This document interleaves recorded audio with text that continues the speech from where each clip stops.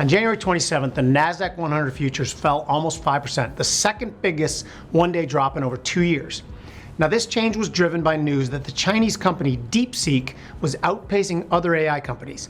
Now, AI had been an extremely important investment thesis over the last year and had driven a stunning 220% gain in Nvidia since the start of 2024, which helped push the Nasdaq up 30% in the same period. Of course, not everyone was in agreement on what the catalyst for the move lower was. Many argued that positions in the Magnificent Seven stocks and other AI-related names were extremely crowded and that valuations had been pushed to unrealistic levels. In these situations, headline risk can trigger exaggerated moves lower.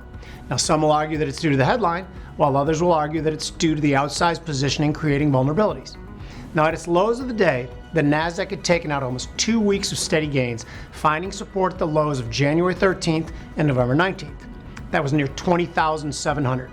Now, despite the risk asset weakness, expectations for an additional rate cut at the January 29th FOMC meeting remain extremely low, with the CME FedWatch tool pricing in a 97% probability of no cut at the meeting.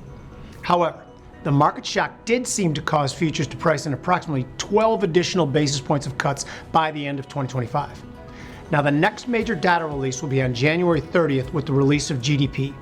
Expectations are for up 2.7% quarter over quarter. That's compared to up 3.1% at the last reading.